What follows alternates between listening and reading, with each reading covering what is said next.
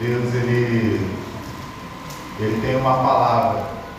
O chamado de Deus, o chamado para sentar na arca hoje, irmão, ele não vai vir do pastor, não vai vir da sua família, vai ser diretamente do Senhor, pela palavra que será ministrada aqui nesta noite. Amém?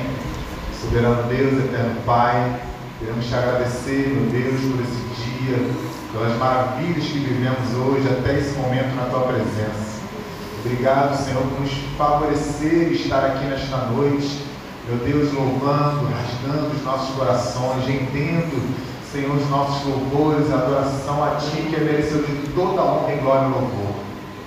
E nesse momento, Pai, quero te agradecer também pela vida do nosso pastor, da sua família, meu Deus, por tudo que tens feito na vida dele, em particular, ministerialmente, Senhor.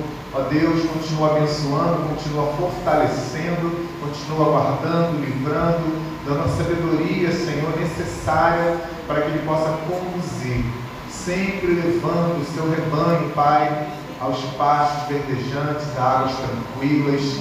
Meu Deus, podemos sempre estar usando esse cajado, porque o cajado, meu Deus, nós aprendemos na tua palavra que ele era para resgatar as ovelhas quando elas caíam, quando elas se machucavam, e ele resgatava nos vales, Senhor, porquanto aqueles vales muitas vezes tinham ribanceiras e elas caíam ali, e o pastor resgatava as suas ovelhas. Meu Deus, então, que o Senhor possa dar força, estrutura ao teu filho, para que ele possa estar atento a todo o seu rebanho, e ali ele conduzir a um bom oásis, Senhor, e também retornar ao seu curral e guardar as suas ovelhas, e, ó Deus, descansar, para que no outro dia seguinte faça tudo novamente com amor no coração. Que o Senhor possa usar a instrumentalidade do teu servo, meu Deus, falar coisas tremendas e maravilhosas, coisas que a tua igreja talvez ainda não experimentou aqui nesta noite, e abençoar o teu servo acima de tudo, Pai, em nome de Jesus. Assim nós oramos, Pai, em nome de Jesus. Amém.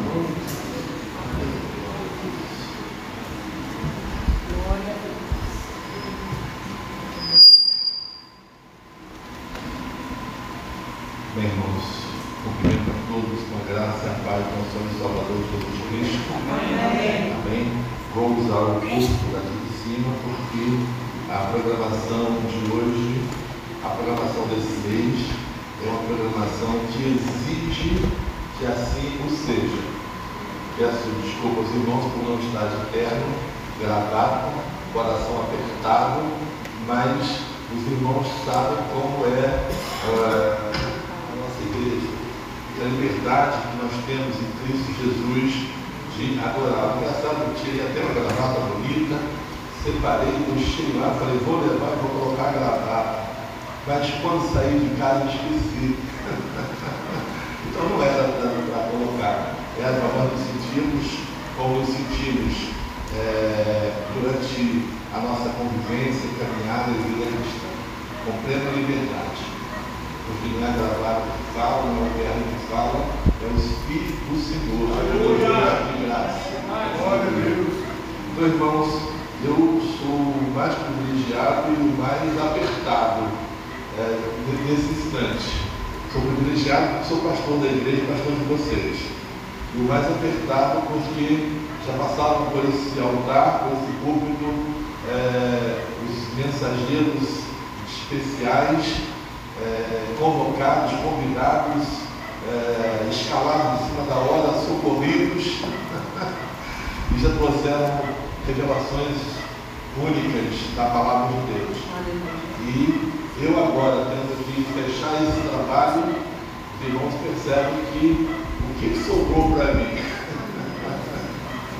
Mas com certeza, a Bíblia diz, João 7, 38, 39, aquele que crê em mim, como diz a Escritura, no seu interior fluirão rios de águas vivas. Então, a primeira coisa que eu digo para você, que a força do Senhor, ela é perene, ela não é temporal, ela não é passageira.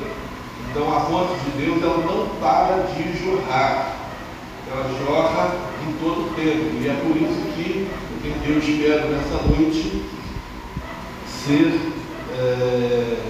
instrumento de Deus em transmitir essa palavra. Quero fazê-lo até no máximo 20 para as 9, para que a gente então encerre a cerimônia com a renovação dos votos matrimoniais. Por que a cerimônia de renovação dos votos matrimoniais fica para o final do culto? Porque ela é livre, tem sorrisos, ela é descontraída e a gente não pode quebrar a beleza do culto que estamos prestando ao Senhor nessa noite. O culto está maravilhoso. Glória a Deus. Não está? Glória a Deus. Glória a Deus. Está mesmo? Amém. Então vamos ver se está. Esse culto está sendo uma bênção. O homem de branco está nesse lugar, enxugando o rosto de quem chora, dando vitória para quem veio buscar. Esse homem tem as mãos douradas, marcadas pelos pregos lá da cruz. Nesse lugar ele é o mais importante. O seu nome não é outro, é Jesus. Ele está passando em nosso meio agora. Queres o que queres, esse varão de glória. Ele mandou seus anjos para conosco guerrear. Satanás está derrotado e o Senhor não está. Aqui tem glória, aqui tem glória, aqui tem glória, glória, glória ao Senhor. Aqui tem glória, aqui tem glória. É a vitória da vitória que chegou. Aleluia! Glória a Deus! Glória a Deus! Vamos lá então ver o que sobrou para mim, o que Deus tem ainda para compartilhar conosco. Abriu esse mês a Ariana, Jesus, ela mergulhou profundo. Foi lá no final, pegou pepitas preciosas. Jesus, o que sobrou? Depois, a pastora, a missionária convidada, teve problemas, não pôde estar presente, mas a Josiane não caiu de paraquedas, mas chegou cheia de unção e graça. Foi maravilhoso. Parabéns, Josi, parabéns, Ariana, que ministraram aqui da casa. Depois veio o presbítero Daniel no domingo passado, que homem extraordinário. Ele tem apenas 4% de visão, irmãos. Ele é praticamente cego. Mas o que falta a ele de visão natural abunda e sobra em visão espiritual. Glória a Deus. E ele compartilhou conosco exatamente em cima do tema obediência, livramento e superação. E hoje aqui estou eu. Deixa eu me apresentar. Eu sou o pastor de vocês. O mais bonito dessa igreja. Ou é o segundo, porque o mais bonito é o Senhor Jesus. Glória a Deus. Vamos nós então.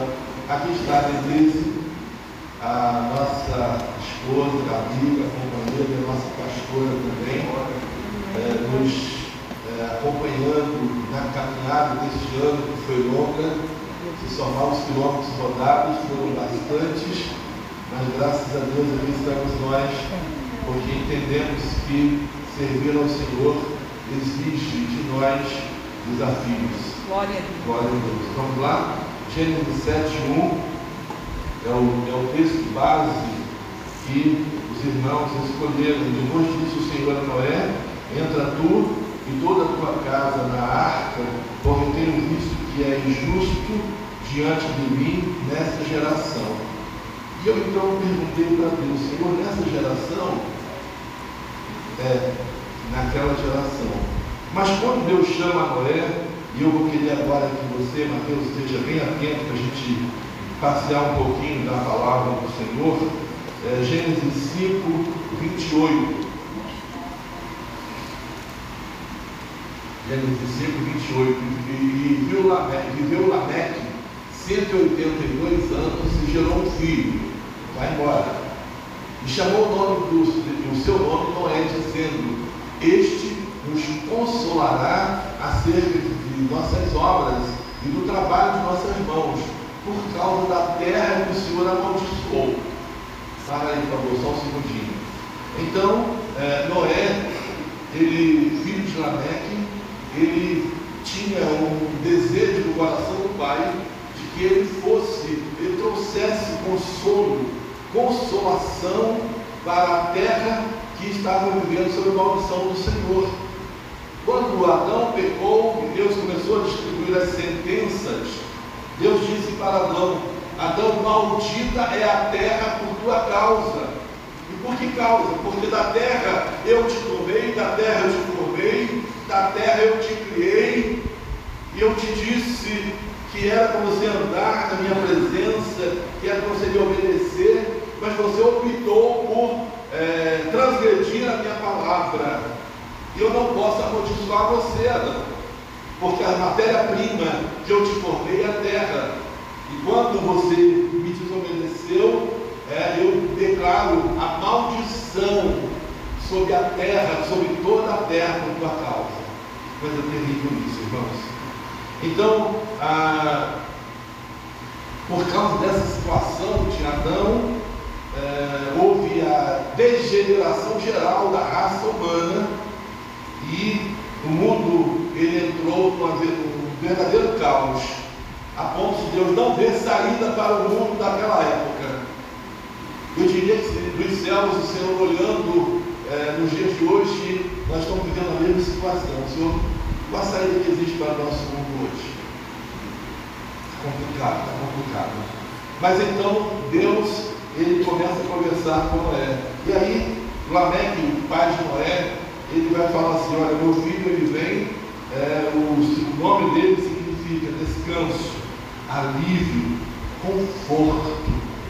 Porque em meio à maldição que pesou sobre a terra, eu preciso que alguém se levante para fazer alguma diferença. Aleluia. E naquela geração, naquele período, apenas dois homens se levantaram, achando graça aos olhos de Deus. Mas olha, milhares, centenas de milhares já haviam vindo, mas Deus viu apenas 2 homens. O primeiro que ele encontrou, que achou graça aos olhos dele, porque esse homem decidiu andar com Deus, foi Enoque, da geração de Sete.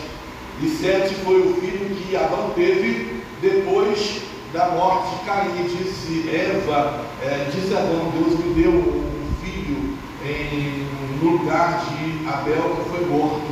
E então chamou o nome dele de Sete. Muito bem. Enoque então andou com Deus por 365 anos. Meu querido, eu entendo isso, que Enoque entendeu perfeitamente a relação do projeto original de Deus. O homem foi criado por Deus, Gênesis 1, 26, 27, a imagem e semelhança de Deus. E naquela geração todinha, apenas 2 homens perceberam o quão importante era representar este Deus que criou o homem à sua imagem e semelhança com qualidade. E naquela geração só 2 homens. Deus encontrou só 2 homens. Então Enoque viveu 365 anos e Deus, a relação entre Enoque e Deus era tão agradável, tão íntima, que houve um dia que os 2 saíram caminhando e foram conversando, e Deus falou assim: Enoque, eu gosto tanto da sua companhia e da sua presença que eu quero você aqui. Mas Senhor, o pecado rompeu a relação do homem com Deus. Mas Deus falou assim: olha, eu sou o que sou, acima do pecado eu sou Deus. O pecado separou o homem de Deus, mas o homem não vive, o homem não precisa viver por causa do pecado distante da minha presença. Vem, Enoque, como você está, porque o teu pecado eu perdoo. Aleluia! Glória a Deus. E Enoque entrou nos céus, transladado. E quando você chegar lá, você vai ver Enoque. Não espere ver um velhinho de 365 anos, não. Você vai ver um jovem muito bonito, porque a vida com Deus ela renova, a vida com Deus ela restaura. Basta só olhar para mim. 77 anos, olha, esse pedaço aqui de servo de Deus valoroso. Glória a Deus. Mas que naquela geração houve um segundo homem que andou com Deus. Qual o nome dele? Noé. Vamos lá para o versículo 32 de Gênesis capítulo 5, que você está com ele em tela. Eu vou ler 28, 29 e 32. Coloca 28 para mim, por favor.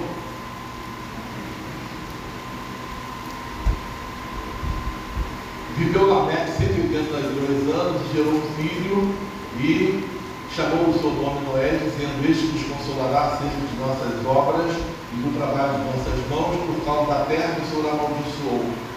E viveu Lameque, depois que gerou Noé, 595 anos, e gerou filhos e filhas. E foram todos os de Lameque 777 anos e morreu. E era Noé da idade de 500 anos, e gerou Noé a 100 cães de Jafé. Mas queridos, tem uma declaração na palavra de Deus, de que Noé andou com Deus em todas as suas gerações. Então, se a geração era em torno de 100 anos, significa que aquele homem, quando Deus escolheu aquele homem, ele estava com 500 anos de vida com Deus. Porque ele viveu com Deus, andou com Deus, agradou a Deus em todas as suas gerações. Ele viu o mundo mergulhar na podridão, ele viu o mundo mergulhar na mentira, ele viu o mundo mergulhar na destruição, mas como que olhando para Jesus, como diz o autor de Hebreus, Noé não perdeu o foco. Aleluia. Por isso o autor de Hebreus diz: olhando para Jesus, autor e o consumador da nossa fé. Muito aos 500 anos, Deus escolheu Noé para assumir uma missão. Noé era casado com Naamá, filha de Lameque. A Bíblia não menciona isso, mas a tradição judaica assim nos informa. Então, irmãos, aos 500 anos ele gerou 100 cães de Jafé. Esses meninos já eram rapazes, formados, homens, quando Deus chamou Noé, deu uma missão muito séria para Noé. Vocês já sabem muito bem a respeito da missão de Deus para Noé, que Deus deu a Noé. Quando Deus chama, quando Deus escolhe Noé, Deus faz com ele uma aliança. O nosso Deus é um Deus de aliança. Aleluia. Eu fico maravilhado com as alianças que o Senhor fez com o homem sem merecer. Com Noé, Deus fez uma aliança de que ele destruiria a terra e cumpriu sua palavra. Enquanto essa palavra era ruminada por mim ontem, eu fiquei assim maravilhado como o nosso Deus, ele é o chamado Criador, o grande arquiteto do universo. Como Deus ajudou Moisés na construção daquela arca. Aquela arca, irmãos, para vocês terem ideia, era um instrumento bastante grande e bastante interessante. Ela tinha 135 metros de comprimento, 135 metros. Ela tinha 22 metros e meio de largura. Então imagina essa casa aqui tem 16, 22 metros e meio. Pegou os dois terrenos, sobrou um espaço de largura. E ela tinha 13 metros e meio de altura. E ali daquela arca, ao ser construída, foram feitos andares para que pudesse comportar toda a criação na qual havia espírito de vida, para que houvesse espírito de vida. E eu estava pensando, meu Deus, imagina a girafa chegando com aquele pescocinho assim de 4 metros.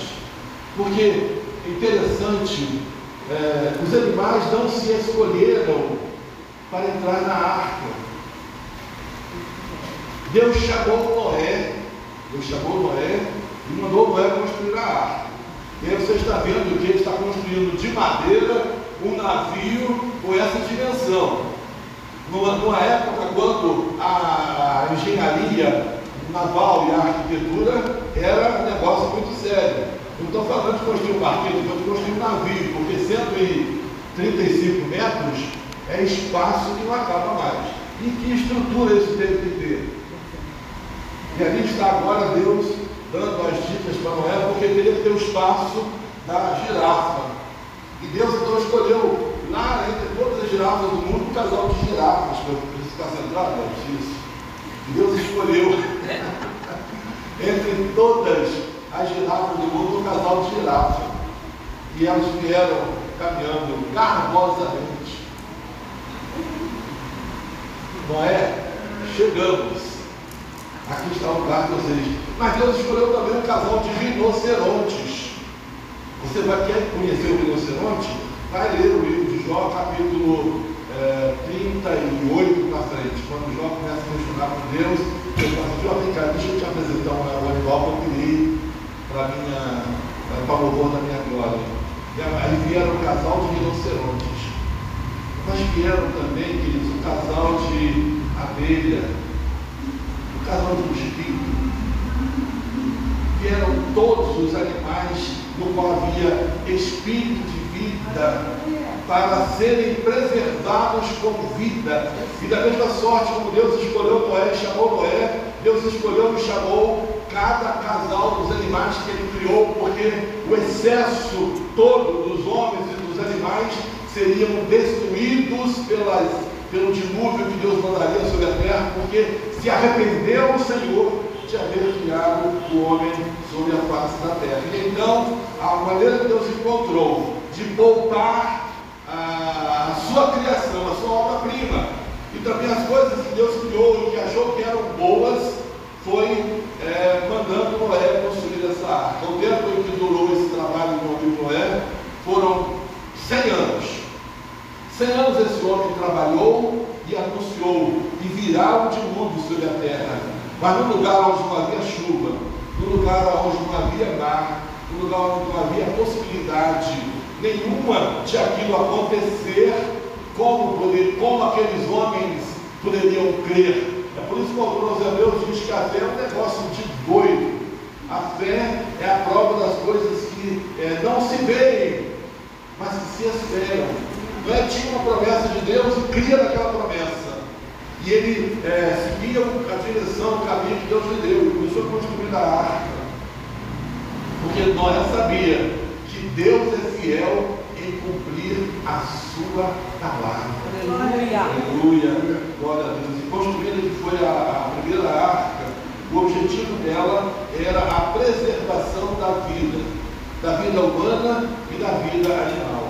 Só que durante 100 anos Deus deu oportunidade para todas as pessoas daquela região de serem salvas na hora que o dilúvio viesse. Mas o apóstolo, o profeta Isaías, ele questiona e diz: Senhor, quem deu crédito à nossa pregação, que a quem se manifestou o braço do Senhor?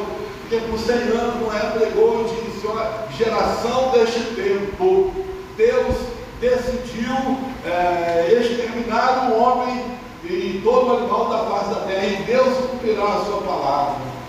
O profeta Isaías vê aquela geração e ele diz: Senhor, mas quem deu crédito à nossa pregação e a quem se manifestou o braço do Senhor? Da mesma forma que o apóstolo Paulo diz em Romanos 10, 17, que a fé é pelo ouvir e ouvir a palavra de Deus. Não se pode dar crédito àquilo que se ouve, se não abrir o coração para compreender as coisas de Deus. Aleluia! Queridos, o grande problema do homem é que ele se ocupa com muitas coisas e se ocupa com muito pouco de ouvir a voz de Deus, a direção de Deus, o cuidado de Deus. Ele se envolve com muitos planos, com muitos projetos, com muitas situações. E ele se distancia muito da direção e da presença de Deus. Porque para andar na presença de Deus como Enoque andou e como Noé andou, é preciso viver as qualidades de Deus. E a primeira qualidade de Deus é que Deus é santo. Deus é santo. E deixa eu repetir para você: o teu Deus, o nosso Deus é santo. Glória a Deus. Agora deixa eu acrescentar para você uma declaração de Hebreus muito séria. E sem santidade ninguém verá o Senhor. Porque que toda a geração de Noé pereceu, porque apenas Noé andava com Deus. Noé entendia que Deus é santo, que Deus não se mistura, que Deus não se divide, que a glória de Deus não é dividida com o humano, dentro dos projetos do homem, não entendia isso. E não é se submetia à vontade de Deus. Aleluia! Por essa razão, Deus escolheu. Deus escolheu, porque Deus é soberano na sua escolha. Deus escolheu aquele homem, aquela família, para salvar e a partir dela formar uma nova geração. Mas só, queridos, que uma coisa não podia Deus mudar, Leandro, que o pecado já havia corrompido o coração do ser humano, e Deus não podia mudar essa situação. Deus preservou a raça humana, mas precisava resolver um problema muito sério do pecado na vida do homem. E para resolver o problema do pecado na vida do homem, Deus vai trabalhar muito sério conosco através de Cristo Jesus. Então, a primeira arca, da qual vocês já ouviram muitas mensagens, muitas coisas gostosas, ela foi dada por Deus a Noé para a preservação da vida. E não foi apenas a vida de Noé, mas a vida de cada serzinho que Deus criou, ele foi preservado. Eu lembro de uma apóstola, Ana Mendes. Ela foi chamada para pregar num congresso para 20 mil mulheres do México. E aí então naquela semana ela se recolheu em uma casa no campo para se preparar e ouvir de Deus o que Deus queria ministrar naquele congresso. E queridos, falar da parte de Deus é muito sério, porque você precisa saber o que Deus quer falar. Às vezes nesse auditório Deus quer atingir o coração de uma pessoa e entrar na dimensão da visão, da vontade do projeto de Deus não é fácil.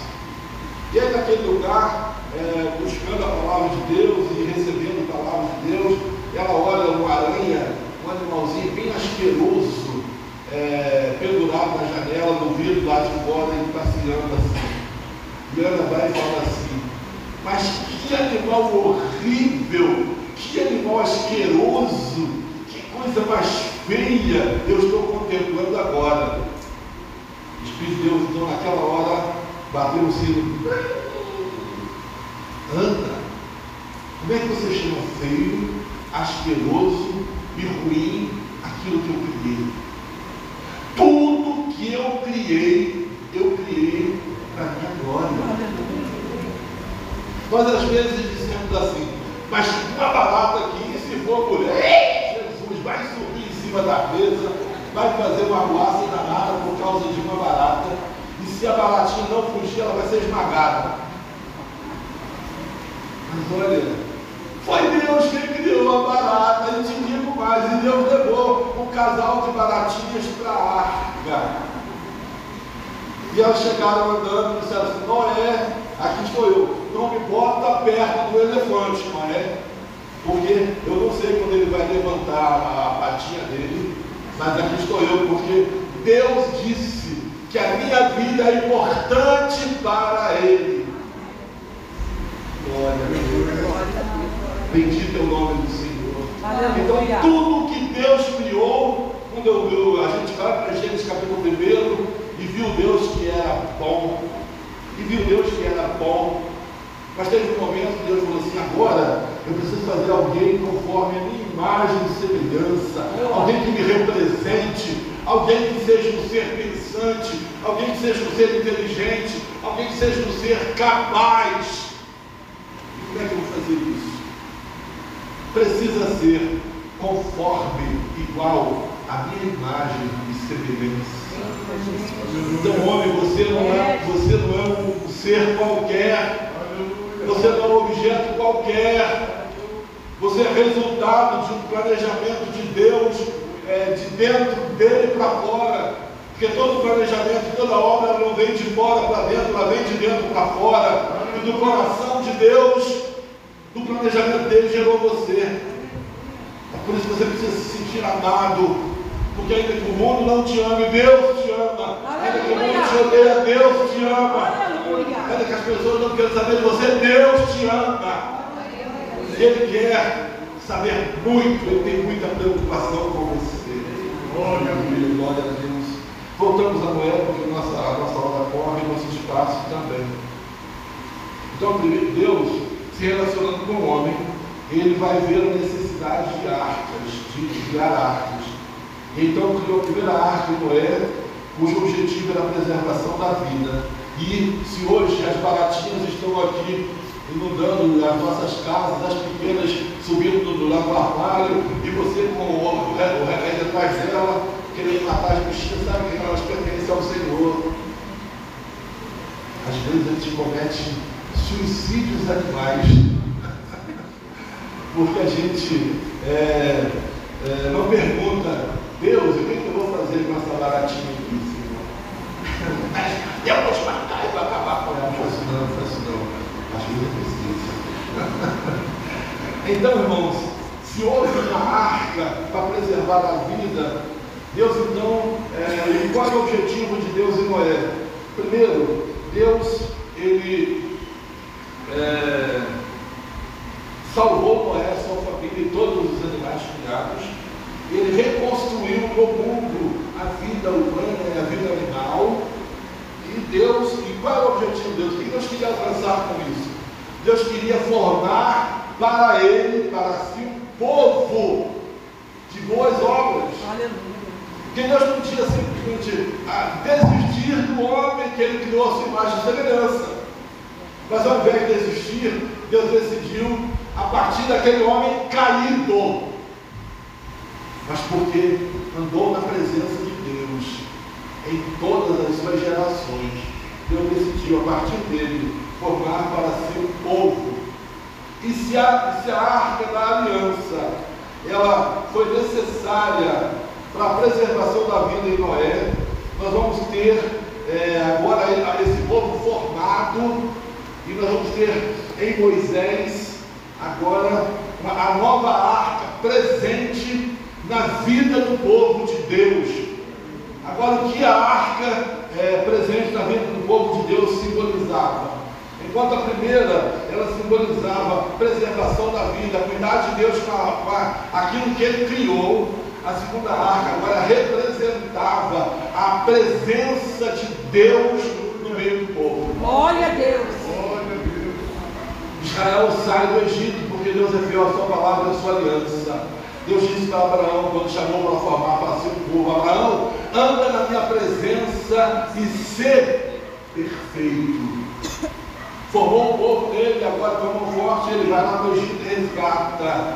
Mas agora Deus precisava estar no meio do povo. Êxodo, capítulo 25, versículo 10 a 16, nós vamos ver Deus marcando a sua presença na vida no meio do povo de Israel.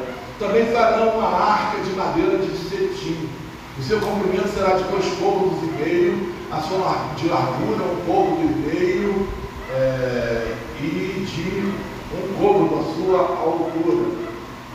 E cobrirá de ouro puro, por dentro e por fora. E a cobrirá e fará sobre ela uma coroa de puro ouro ao redor. E fundirás para ela 4 argolas de ouro, e as porás nos 4 cantos dela, 2 argolas de um lado e 2 argolas do outro lado dela.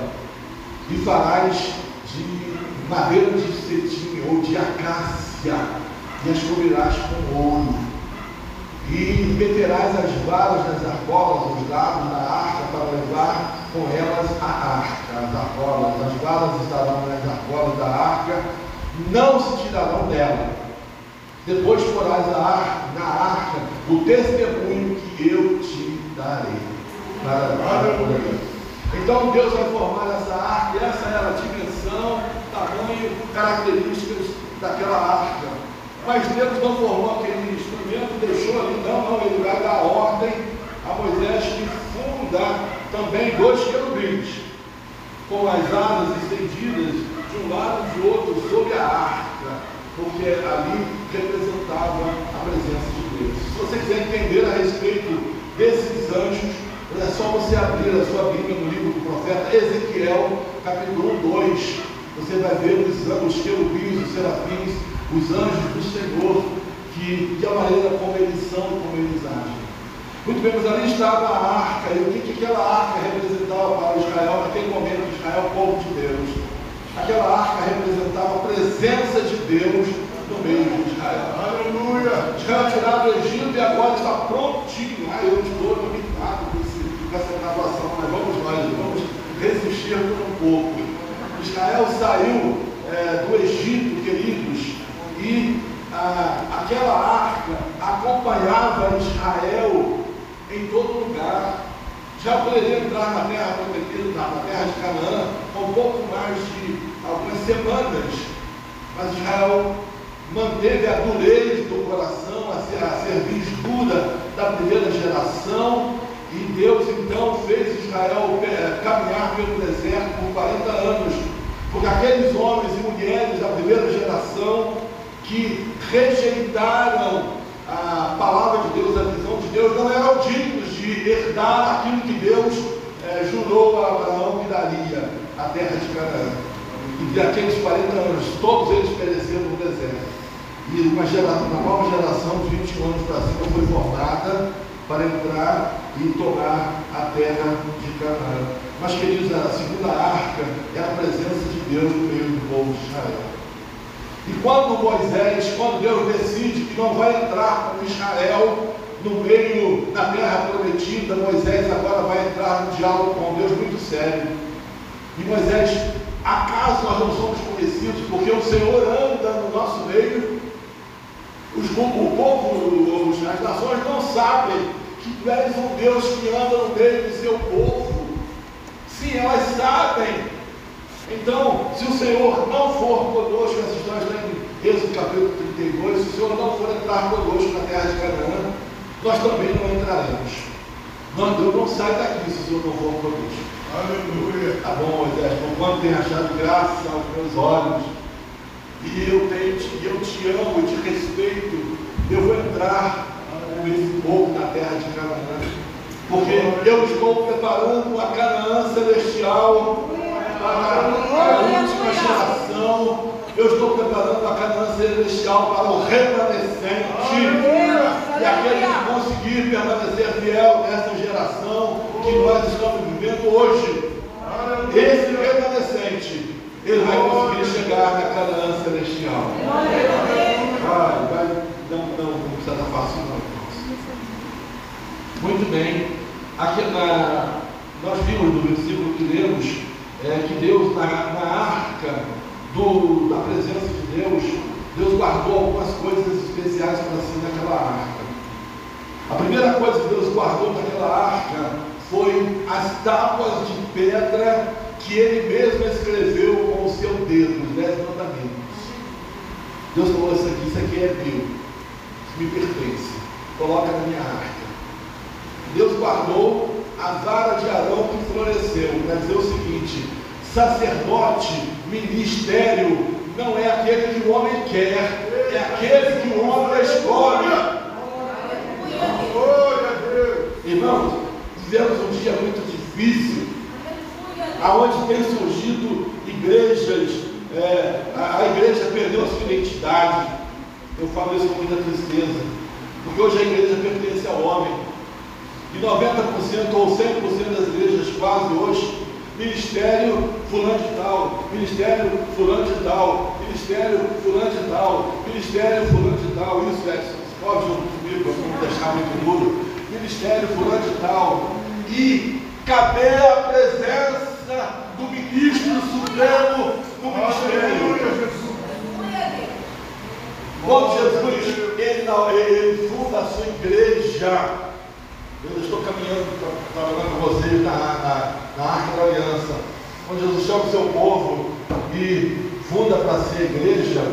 Ele diz: eu edificarei a minha igreja.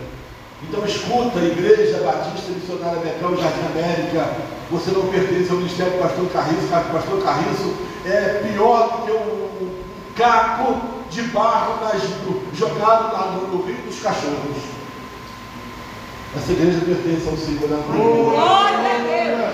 Foi Ele quem deu a sua vida pela sua. Então, quando Jesus voltar, daqui a pouco vai chegar para lá, você vai ver que a coisa vai ficar complicada, o caminho para o céu é estreito. A presença de Deus está no meio de do povo de Israel, entrou com Israel na terra de Canaã. Mas Josué vai dizer em Josué 24:15: escolhei hoje a quem vocês querem servir, se aos deuses além do rio, a quem serviram vossos pais, os deuses dos amorreus por terra atrás. Porém eu e a minha casa serviremos ao Senhor. Aleluia! Glória a Deus, glória a Deus, glória a Deus. Queridos, a segunda arca de Moisés, ela atua no período da lei dos profetas e simbolizava a presença de Deus no meio do povo. E o que a presença de Deus no nosso meio ela representa? Ela representa reverência. É por isso que o salmista escrevendo, ele diz: guarda o teu pé quando entrares na casa do Senhor. A presença de Deus no nosso meio representa a santidade, porque sem santidade ninguém verá o Senhor. A presença do nosso Deus no nosso meio representa respeito. Os bois conhecem os seus donos e os animais a sua manjedoura, mas Israel não sabe quem eu sou. Israel não me conhece, não me honra. A presença do nosso meio de Deus, nosso meio representa a vida, porque disse Jesus em João 14:6: eu sou o caminho, a verdade e a vida, e ninguém vai ao Pai senão por mim. Deus então, desde o Egito, desde que tirou Israel do Egito até os dias de hoje, ele tem andado no meio do povo. Na antiga aliança ele andou, a presença dele era simbolizada pela arca. Mas haveria um momento em que Deus precisava cumprir a sua palavra. Eu te digo, Deus é fiel para cumprir a sua palavra, ainda que muito até por tardia, mas ele era um ganho para conosco. E quando é que o homem tem a palavra de Deus por tardia? Quando ele diz: caramba, já fazem 12.000 anos que nós temos a promessa de que Jesus viria, e Jesus ainda não veio. Mas eu tenho algumas coisas para dizer para você. Primeiro, está em Jeremias 1:12. Que viste, Jeremias? Porque eu, Senhor, velo pela minha palavra para fazer cumprir. Mateus 24:35. E passarão os céus e a terra, mas a minha palavra não há de passar. Então, desde o Egito, desde o deserto, Deus caminha no meio do povo dele. E muitas vezes Deus leva esse povo ao deserto. Não é porque Deus tem prazer e nem quer preparar para você uma mesa no deserto. Muitas vezes Deus te leva ao deserto porque o seu caráter precisa ser mudado. O caráter diferente não pode ser igual ao caráter do mundo. Por que só Noé foi escolhido? Porque Noé refletia na vida dele a glória de Deus. O caráter do homem de Deus não é igual ao caráter do homem do mundo. E se o homem de Deus, se o homem que conhece a Deus não mudar o seu caráter, ele não vai entrar na glória de Deus. Aleluia, Jesus! Aleluia. Deus não negocia, Deus não barganha. Deus é pronto. Deus é pronto. Deus não negocia, Deus não barganha. Então, nesse tempo que Deus agora está andando no meio do seu povo, Deus está como que nos sondando. E Ele vê que os nossos corações, eles estão voltados para as coisas desse mundo. Estamos presos a projetos do mundo, estamos envolvidos com o projeto desse mundo, mas nos esquecemos que o mundo passa e com ele a sua concupiscência. E olhamos muito pouco para a eternidade, para os céus. Então, igreja desta geração, se você espera entrar na Canaã celestial, é tempo de olhar mais para Deus e menos para as coisas em sua volta. É tempo de olhar mais para Deus e menos para aquilo que está passando nas redes sociais. É tempo de conhecer a vida de Deus e não a vida da turma da society do momento. É tempo de saber que Deus é. Deus não era, Deus é. Aleluia! Deus continua sendo Deus, será sempre Deus. Aleluia! não muda, é imutável, não nega a si mesmo, ele não falha, ele é fiel à sua palavra, é fiel aos seus planos, é fiel às suas promessas, e por misericórdia tem sido fiel. Aleluia! A mim, a você, sem que nós mereçamos. Aleluia, aleluia. Então, queridos, a segunda arca, o objetivo dela era a presença de Deus no meio do povo. Mas nós estamos caminhando para a terceira arca. Por quê? O povo agora está formado, o povo agora já conhece a Deus, e a terceira arca precisava ser erguida no meio do povo. E para erguer a terceira arca, era necessário que o fundador, o autor dela, o autor da vida, ele viesse para resolver o problema do homem, ou não saber se os vossos pecados fazem divisão entre vós e o vosso Deus, e não sois de vós mesmos. Então, como resolver esse problema no meio do homem, para que ele pudesse preparar para si uma geração especial? Deus então manda Jesus. Vai, Jesus. Vai, Jesus. Vai, Jesus. E na vida de Jesus vai ver um momento assim, muito difícil, que é o momento quando Jesus está no Getsêmani.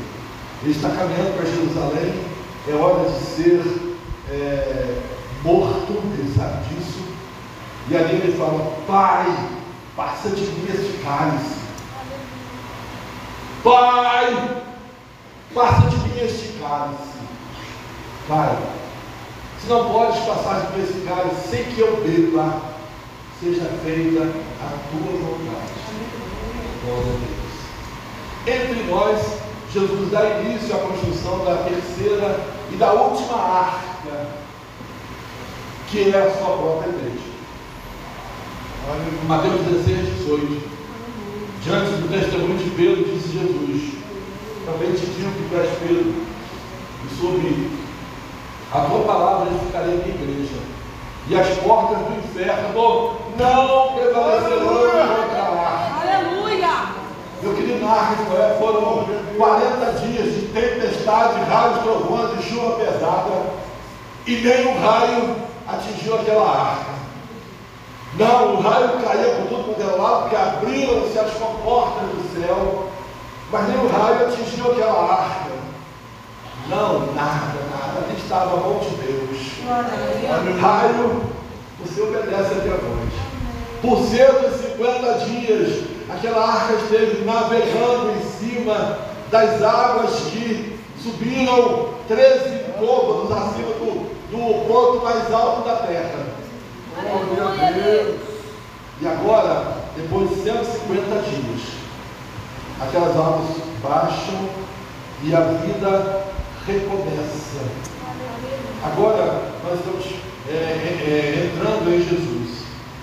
E vem Jesus. Quando ele vem, eu gosto muito da descrição do Salmo 24: levantaram as vossas cabeças, levantaram os olhos para as eternas, e entra lá o Rei da Glória. Quem é esse Rei da Glória? O Senhor poderoso na guerra. Oh, aleluia! O Senhor poderoso na batalha. Ele é o Rei da Glória. Aleluia! Mas querido, ele não chega no mundo erguendo a sua espada de rei, nem trazendo a sua coroa de rei. Ele chega no mundo e o mundo coloca uma coroa de espinhos neles. Ele não chega no palácio, ele não está vendo lugar para ele no palácio.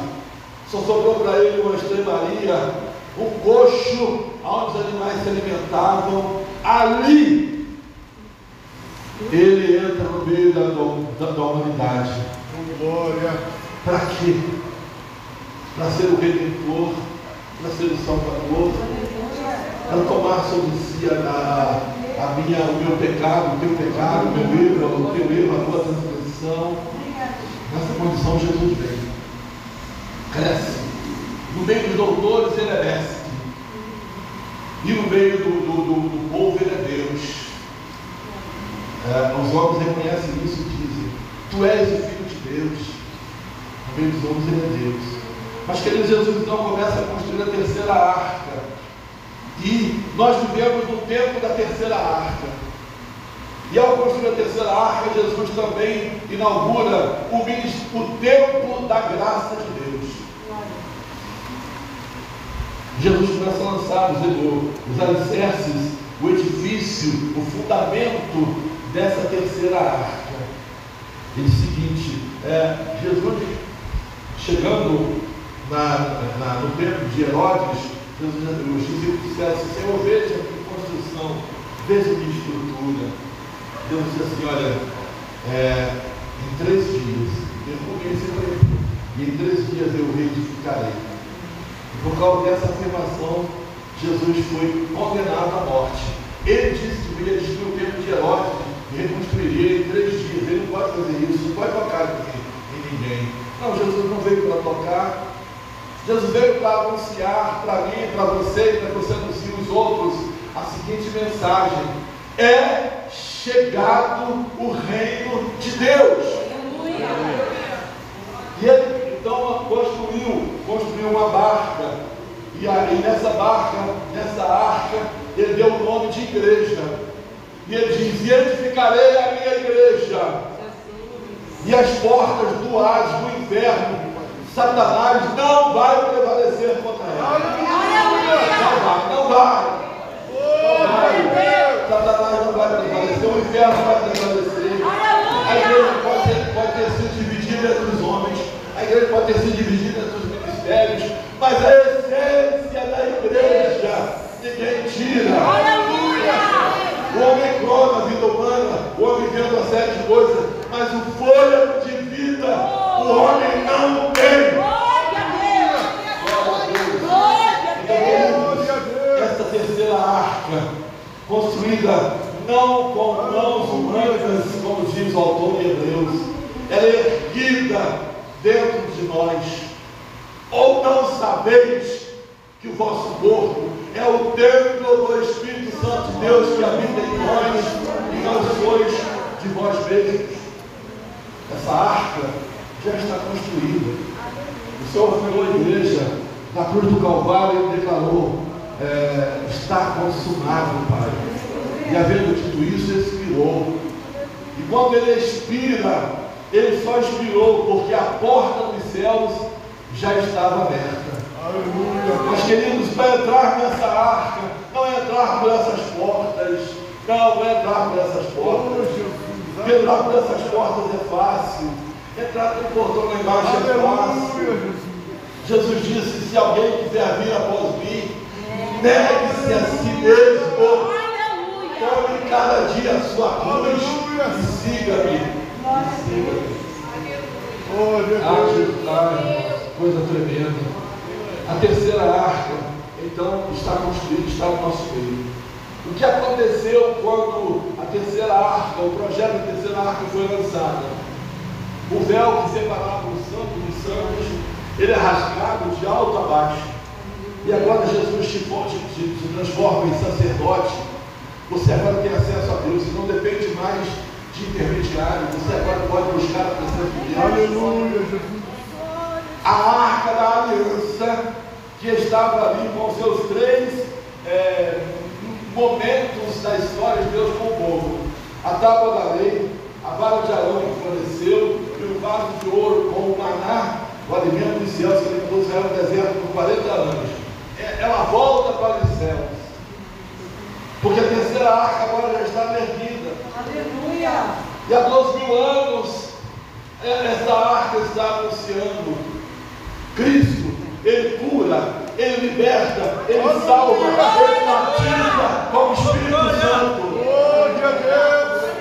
Cristo, ele perdoa, ele transforma, ele restaura, ele revigora, ele levanta o homem caído. Sabe por que isso é possível? Hebreus 13:8. Porque Jesus Cristo é o mesmo, ontem, hoje e eternamente. Aleluia. Então, queridos, a terceira arca, a segunda arca, ela já não está mais entre os homens, como também a primeira arca, com toda a evolução desse momento, ela ainda não foi alcançada por nenhum homem dessa geração. E Deus guardou para si um navio com 135 metros de comprimento, 22 metros de largura, 13 de extensão. Agora o satélite, ele vê tudo. Ele diz assim, aquilo ali é a arca. Mas não há como chegar lá. Nenhum homem das gerações até agora conseguiu tocar na primeira arca, porque o Senhor selou ela por fora. Aleluia! Nenhum homem, nenhum sacerdote ou sumo sacerdote, ele pôde tocar na segunda arca, porque era a presença de Deus. Ele entrava no Santo dos Santos tremendo de não conseguir sair de lá. Mas queria ver a terceira arca, que já está erguida e construída. Aqui a gente tem uma miniatura dessa arca, porque ela também foi erguida nos céus e se chama a Universal Assembleia dos Santos. Aleluia! E essa arca está nos esperando. Aleluia! Ah, se você conseguir resistir o mundo e as suas paixões e concupiscência, se você conseguir passar por essa situação, por essa problemática e conseguir chegar lá, de braços abertos, o Senhor Deus te receberá dizendo: vinde, benditos de meu Pai, possui por herança o reino que está preparado para você desde a fundação do mundo. Aleluia! Então, queridos, a terceira arca já está pronta e ela está recebendo agora, não os animais, não a família de Noé apenas, mas está recebendo todo aquele que foi lavado, remido, comprado pelo sangue de Jesus. Aleluia! Está recebendo esses são os povos habitantes da arca. Aleluia! Oh, glória! Glória a Deus! E coloca para aqui, por favor, Mateus, a logo do nosso programa, a arca, o simbolismo da arca ali. Ah, queridos, a arca que Jesus construiu, nem olho viu, humano, mas tem olhos espirituais que já entraram lá. Tem gente que já viu. Aleluia! A cidade de ouro, as ruas construídas. Jesus diz: na casa do meu pai, filho, escuta, há muitas moradas. Se não fosse assim, eu vou ter dito: vou preparar os lugares. Essa é a arca de Deus. E se eu for e vos preparar um lugar, virei outra vez. Eu vos preparei para mim mesmo, para que onde eu estiver, estejais vós também. Então, na terceira arca, nós vamos ter a glória de Deus, nós vamos ter a presença de Deus. Ali não haverá choro nem lágrima, porque dos nossos olhos toda lágrima serão secadas. Ali não haverá lembrança das coisas passadas, porque este faz nova todas as coisas. Ali é lugar para se viver na presença de Deus. Aleluia! Aleluia, glória a Deus. Mas querido, deixa eu te lembrar uma coisa. Daqui a pouco, 5 minutinhos, eu estou encerrando. Eu não posso deixar de ser fiel àquilo que Deus quer por causa de um horário. E hoje é dia de festa, daqui a pouco toda vez que eu souber, fica tranquilo. Aí vai, melhora tudo. A segunda arca foi levada. E a terceira arca está prestes a ter a porta, as suas portas fechadas. Oh, Jesus, aleluia. Jesus então nos adverte: porfiai por entrar pela porta estreita. A porta dessa arca é estreita. Não é fácil viver no mundo de hoje. É fácil viver no mundo de hoje, mas não é fácil viver no mundo de hoje e querer o céu. Porque o céu não se conquista apenas porque você tem um nome de crente, porque você declara que você é crente. Os céus é conquistado por aquele que os céus veem como crente, como cristão. Se os céus não estão te vendo como homem de Deus, como mulher de Deus, não pense que você vai entrar pelas portas dos portais da Deus, porque não vai. Deus, aleluia! Não vai.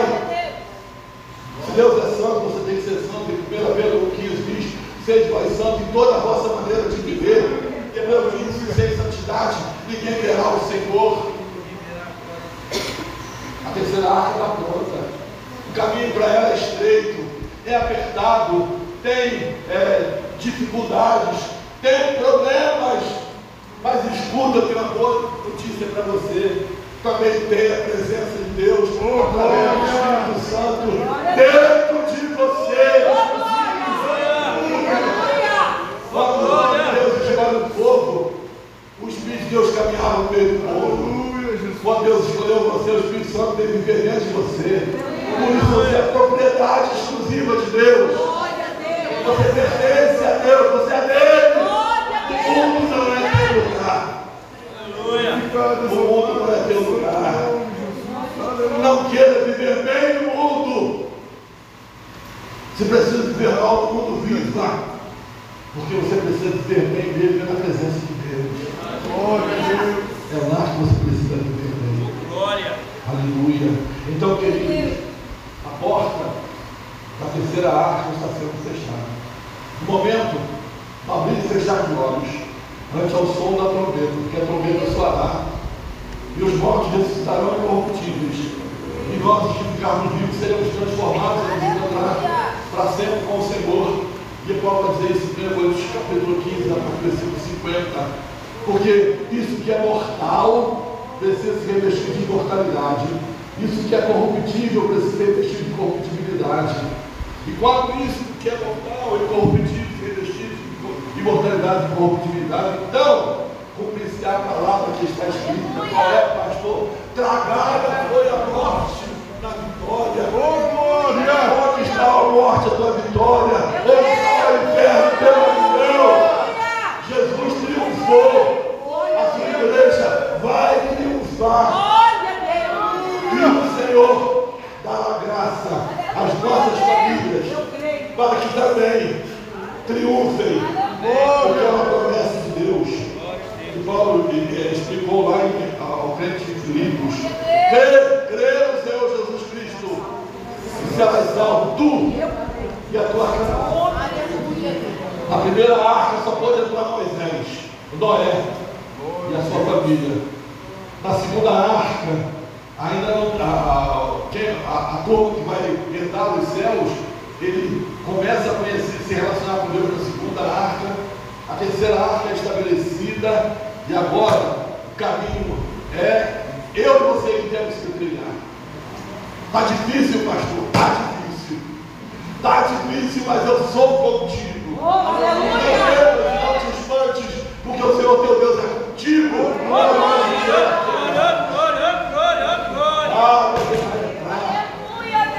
vai entrar. A sua família vai entrar. Mas agora é hora de ralar os seus joelhos. Agora é hora de os seus olhos se incharem na presença do Senhor em lágrimas. Porque, queridos, hoje os nossos filhos, a nossa geração, não quer saber de Deus. Hoje não quer saber de Deus. E como serão alcançados se não querem saber de Deus? Como serão conduzidos à porta da arca da salvação? Como, pastor? Como? Agora é hora da igreja saber que a maior distância que existe entre ela e Deus é exatamente essa daqui, ó, daqui e ali. Agora é a hora da igreja estar de joelho. Agora é hora de você estar de joelho na sua casa, porque os seus filhos são herança do Senhor. Agora é hora de você estar de joelho, porque a sua geração ela pertence ao Senhor, ela tem nome. Agora é hora de você buscar ao Senhor, como disse o profeta Isaías 55:6, enquanto se pode achar, invocá-lo enquanto está perto, porque Ele está voltando. E o importante, meu querido, é que toda a sua família também esteja contigo na presença do Senhor. Se os teus filhos estão fora da família de Deus, é hora de chorar, é hora de dizer: Deus, o Senhor tem uma promessa, eu tenho uma promessa tua, de que a minha Senhor, ela te pertenceria.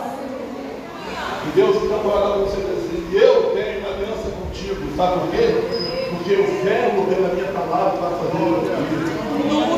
Se seus filhos estão rebeldes, o chão está duro, vai, coloca a tua boca no pó, porque talvez ainda haja esperança. Se teu marido está rebelde, coloca a tua boca no pó, porque talvez ainda haja esperança. Se na tua família há perdidos, eles só se perderão se você deixar de clamar ao céu sobre ele. Então, a arca de Deus, a igreja, ela é o lugar que Deus constrói. E constrói de muitas formas, de muitos jeitos, e com muitos propósitos, até para que ninguém tenha desculpa. Ninguém vai poder dizer que não ouviu falar da palavra de Deus, porque como nunca essa palavra está sendo falada. Ninguém vai poder dizer que não conhece a palavra de Deus, porque todos me conhecerão. Abacuque 3,14, porque a terra se encherá do conhecimento da glória de Deus, como as águas cobrem o mar. Então não adianta. Jesus, ele tem para o homem uma porta na qual ele mesmo é a porta. Aleluia. Entre por essa porta. Glória a Deus. Porque não há salvação fora dela. Aleluia. Glória a Deus. Bendito seja o nome do Senhor. Parabéns, igreja, pelo desafio desse mês. Parabéns, igreja, pelo desafio desse mês. Misericórdia do que vocês fizeram comigo. Mas foi muito bom, glória a Deus, muito bom. Glória a Deus. E nós vamos passar já para a última parte do nosso programa. Me arranja alguém com um pouco de água, por favor. Eu estou